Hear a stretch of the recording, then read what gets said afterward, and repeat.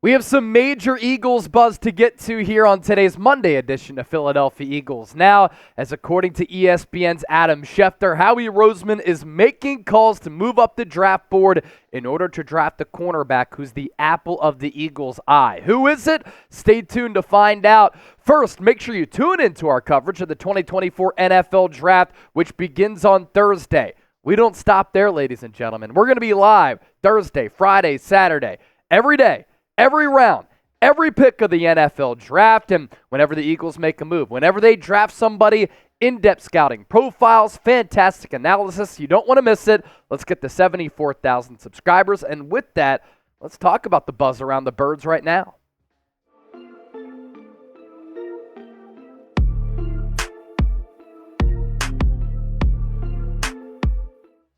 Is a trade upcoming for Howie Roseman and the Philadelphia Eagles on night one of the NFL Draft on Thursday? I'm Chase Sr. Let's discuss it here. Adam Schefter, ESPN NFL Insider, reporting that Howie Roseman looking to matriculate up the draft board in order to draft a cornerback. Here's the report from Schefter here. Eagles general manager Howie Roseman has a history of trading up in round one for the player that he wants. He did it in 2019 to get offensive tackle Andre Dillard.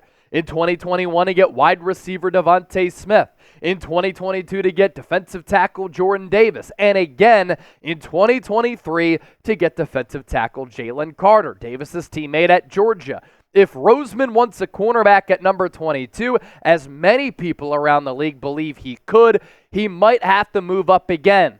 And per sources, he already has been calling around, gauging what a trade up might look like to be prepared for what has become a near-annual tradition. It's also worth noting that Roseman, who has been Philadelphia's general manager since 2010, has never drafted a corner, a tight end, or a running back, or a safety in round one of the NFL Draft. And we've talked about this a lot, that Philadelphia, as an organization, and this predates Howie Roseman as the general manager. Now, he was with Philadelphia in 2002 when the Eagles drafted cornerback Lito Shepard out of Florida in the first round. But as an organization, it has been a long time, 2+ decades, since the Eagles have drafted the cornerback position in the first round. But streaks are made to be broken. And they are broken all the time, regardless of the time frame behind those streaks. And if Howie does trade up, who will it be for? I think there are two positions to look out for.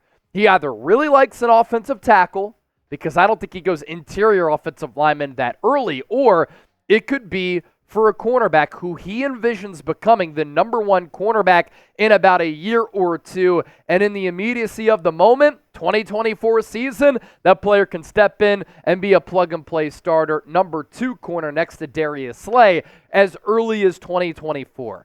Here is my cornerback big board. I'm not sure what Philadelphia's big board is, but I can imagine they have these 5 corners atop their list. Just not sure what the order is. I think Quinyon Mitchell is the best corner in this draft class. I like Kool-Aid McKinstry right behind him. Terrion Arnold is right along there with Kool-Aid McKinstry as well. All of these players obviously bringing different skill sets to the field. Nate Wiggins, 4'3", 40-yard dash guy, but the lack of size and bulk is a little bit concerning for me. And if the Eagles want a chess piece, if they stay put at number 22, I could see Cooper DeJean being an option. I could see any of these 5 corners being a Philadelphia Eagle by night's end on Thursday, opening night of the draft in Detroit. Now, that was the report from Adam Schefter. His co-worker, his colleague, Jordan Reid, who's pretty much kind of stepped in for Todd McShay as one of ESPN's top draft analysts alongside Mel Kiper, put together this mock trade. This trade was before the Broncos traded for Jets quarterback Zach Wilson. Chase, trading for Zach Wilson has nothing to do with the Broncos making a trade for with Philadelphia. Hold on, it could, because the Broncos could be stockpiling picks right now to move up from number 12 in the draft to get their future quarterback. Keep that in mind. But this trade here from Jordan Reid, it's interesting, and we've talked about the Broncos being one of those trade-up destinations and trade-up options because they're a rebuilding team. They don't have a quarterback. They're trying to stockpile some assets on that roster, and they do not have a second-round pick. Philadelphia does have 2 second-round picks, 50 and 53. So this trade, Eagles would move up from 22 to 12. That's a sizable leap right there. And then they would draft Terrion Arnold, the cornerback out of Alabama. The Broncos received the Eagles' original first-round pick, 22 overall, a pretty good second-rounder at 50 overall to get another high-level impact player, and then 161 overall too. And here's what Jordan Reid said as far as his explanation for the Eagles pulling off that maneuver. The Eagles are good at forecasting future needs and getting ahead of them. They haven't drafted a cornerback in the first round since Schefter 2002, but after a defensive collapse in the second half of last year, that might change. Darius Slay, James Bradbury, they're the projected starters, but they will be 33 and 31 at the start of next year, respectively. Arnold is an effortless mover with versatility and ball skills. He had 5 interceptions last year. And I want to ask you this question. Which cornerback would you trade up for? I would trade up for Quinyon Mitchell. Would you go Terrion Arnold, or would you go with a different corner? I want you to sound off with what you're thinking down below in the comments section here. But the fact that Darius Slay is 33, James Bradbury is 31 years old, I think you need to replenish that position. And some people have been in the comment section saying this is a deep corner class. You can get a really good outside guy in round 2. I actually think it's top heavy for outside corners. I do think you can get a very good slot cornerback in the second and third round. Mike Sainristil still, Max Melton, 2 players that I would really like on day 2 or day 3. Coming up next here on Eagles Now, we're going to scout some of these cornerback prospects that Philadelphia could trade up for, and Adam Schefter back at it again with a Saquon Barkley tampering update. Oh no, are the Eagles going to lose some draft picks? Stay tuned to find out. First, make sure you sign up with Game Time. If you're into going to sporting events, concerts, comedy shows, theater, the only app that you should be using is Game Time. It's the only ticketing app that gives you complete peace of mind with your purchase. See the view from your seat before you buy, so you know exactly what to expect when you arrive. With Game Time, you get the best seats at the lowest price guaranteed. What's cool about this app is that prices drop as the event gets closer. Philadelphia 76ers, New York Knicks, a hot ticket right now. Game 3 going to shift back to the Wells Fargo Center in South Philly on Thursday night. Plenty of tickets still available for very affordable prices. If you want to go to that game, you can see the view from your seat with that far left picture. You can also pick where you want to seat if you have preferences, like let's say half court, upper level, with the mat view as well, bird's eye view, looking down at everything right there. Philadelphia Phillies, also a hot ticket right now in Philadelphia because the bats, they're starting to get going. Rob Thompson saying the offense is going to start slugging. They certainly have slugged over the last few games, especially in that series over the weekend against the Chicago White Sox. They were just scoring 7+ runs like it was nothing. Here's the best thing about all of this. You can save money by using the Game Time app, free download, but also if you use our code CHATSPORTS, you get $20 off. We're going to put all of this information down in the show notes as well as in the description of this video. Really appreciate Game Time for being a long-time partner here at Chat Sports and on Philadelphia Eagles Now. So Terrion Arnold goes to the Birds in that Jordan Reid mock, and he is the number 1 corner on a lot of people's boards. Number 12 could be the spot where the top corner is off the board. And you think about the Eagles' track record here over the last couple of drafts, right?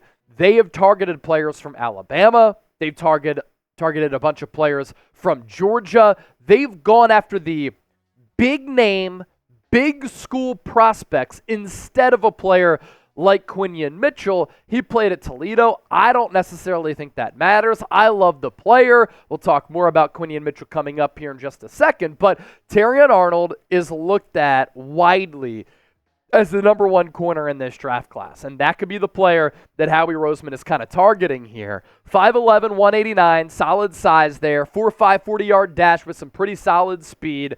And he's been getting it done since he went to Tuscaloosa. 2022 freshman All-American. Last year, he was a first-team All-American. He did redshirt his first year there. Good size, good feet. I like his pedal ability, always important for a corner. He has great route recognition as well as anticipation, two of the most coveted skills for any corner out there. Solid vertical speed and deceleration. So that's always important when a wide receiver just stops on a dime to either reroute, go somewhere else, come back for the football. And Arnold has shown that he can stick with some of those wide receivers. Year one, you can utilize him a lot on the outside or on the inside because he can play both, but also he could be a member of your special teams unit. 301 special team snaps in 2022 and in 2023. Like Kool-Aid McKinstry, I like them both a lot because they're both dogs, highly competitive. The top end speed just okay, which I do have some concerns about for 540, but all the other instincts, all the other skills, I think he passes with flying colors. And I like the top 5 outside corners a lot. And that's Quinyon Mitchell, that's Kool-Aid McKinstry, Terrion Arnold, Cooper DeJean, Nate Wiggins. I think all of them can play. All of them have potential. But if the Eagles move up that far, that tells me one thing and one thing solely. They love the player. I mean, you're not going to go from 22 to 12 if you're just lukewarm on the prospect. You have to be all in.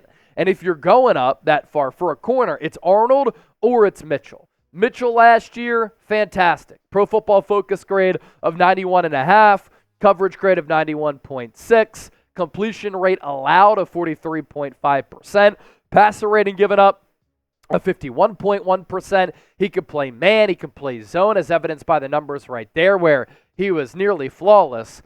I like the instincts of Quinyon Mitchell. I like the length. I like the speed. I like the size. All a little bit better than Terrion Arnold and Kool-Aid McKinstry. That's why Mitchell's my number one corner. 17 pass breakups in 2023. I get it. He's not playing in the SEC. But making a break on the football, having your arm length, your size, your speed, your ability, the swagger, all of those things matter at the cornerback spot. Sometimes when it comes time for the draft, where you go to school doesn't always matter.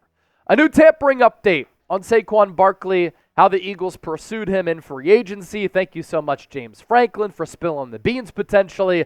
Adam Schefter with this update that the NFL's investigation into alleged tampering against the Falcons for their involvement with then free agent quarterback Kirk Cousins and the Eagles for their involvement with then free agent running back Saquon Barkley is ongoing.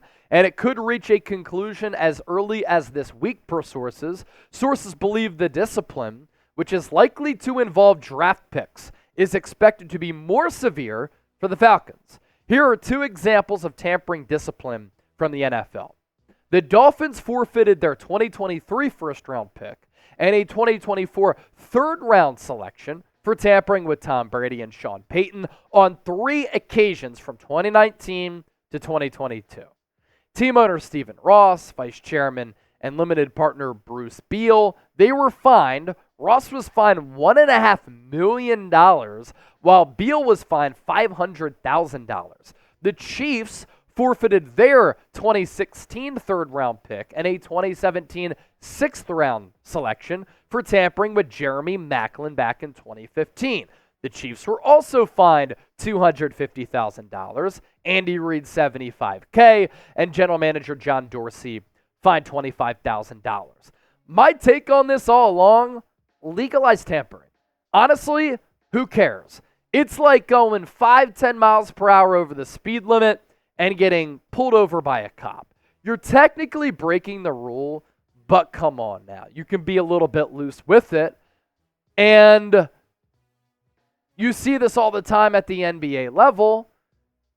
Who cares? The network that people have between agents and players and executives and coaches is so vast, and these rules don't really make all that much sense. I will say this, losing premium draft capital too for Philadelphia would absolutely suck. Like if they lose a third-round pick for going after Saquon Barkley when the Giants didn't even want to pay him, guy just wanted to return home to Pennsylvania. Come on. Be sure to give me a follow. I'm on X at Chase_Senior, Instagram at Chase_Senior as well. You can see the social media platforms taking off for sure. I put a lot of short-form content, opinion stuff, thoughts, analysis, takes, lifestyle stuff, all on my social media pages. So give me a follow. Don't be afraid to reach out, say what's up, say what's good. And thank you so much for watching the show.